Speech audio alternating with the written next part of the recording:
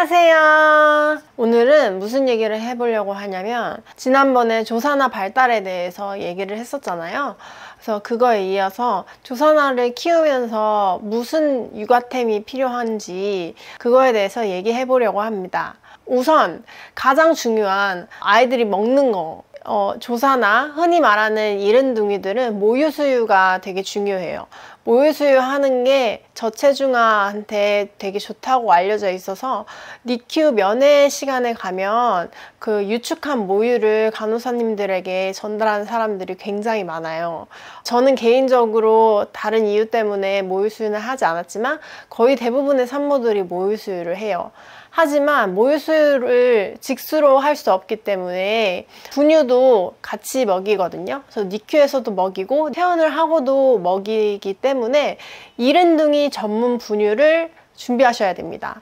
저는 앱솔루트 프리미라는 분유를 준비했고 그 분유 같은 경우에는 다른 분유보다 빨리 살찌우게 하는데 초점이 되어 있는 것 같아요. 영양 성분도 조금 다르고요. 그래서 첫 번째로 이른둥이 전문 분유를 준비하셔야 됩니다. 그리고 이에 이어서 젖꼭지 얘기를 해볼 건데요. 40주에 출생을 하면 더블S 젖꼭지가 되게 작다고 느껴져서 아예 구비를 안 해놓으신 분들이 많은데 이른둥이 같은 경우에는 더블S 사이즈 젖꼭지를 꼭 준비하셔야 되고 그거보다 더 일찍 나온, 더 작게 나온 아이가 있다면 이른둥이 전문 젖꼭지를 준비하셔야 된다라는 말씀을 드리겠습니다. 그리고 40주에 출생을 하면 3kg가 넘는 경우가 많기 때문에 바구니 카시트를 쓰지 않고 처음부터 아이 사이즈 인증을 받은 360도 돌아가는 그런 카시트를 준비하시는 분들이 거의 대부분일 거예요.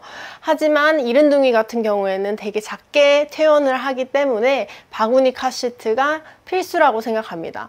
저는 첫째 같은 경우는 바구니 카시트를 쓰지 않았지만 아무런 문제가 없었어요. 근데 둘째 같은 경우는 조산아로 태어나서 3kg가 안 된 상태에서 퇴원을 했기 때문에 바구니 카시트를 거의 50일까지도 썼던 것 같아요. 그렇기 때문에 바구니 카시트를 준비하시는 게 좋겠습니다. 그 다음에 속사계에 대해서 얘기를 해볼 거예요. 속사계가 아시다시피 되게 네모나게 생긴 그냥 천이잖아요. 조리원을 퇴소하고 집에 돌아오면 속사계를 졸업하고 스와드럽이나 스와드미 같은 속사계를 대신해 줄 수 있는 그런 제품들을 많이 쓰는데요. 이른둥이 같은 경우에는 아직 엄마 뱃속에 있다고 생각할 만큼 작기 때문에 이제 속사계를 꼭 꽁꽁 싸매줘야 됩니다. 만약에 속사계 싸는 게 너무 어렵다 싶으면 양막 주머니라고 해서 이렇게 주머니 형태가 있어요. 주머니 안에 아기를 넣는 그런 제품도 좋을 것 같아요. 근데 이제 스와드럽이나 스와드미는 나비 자세를 하고 있기 때문에 그거는 조금 안 좋을 수 있겠다. 그래서 속사계 혹은 양막 주머니를 준비하시는 게 좋을 것 같습니다.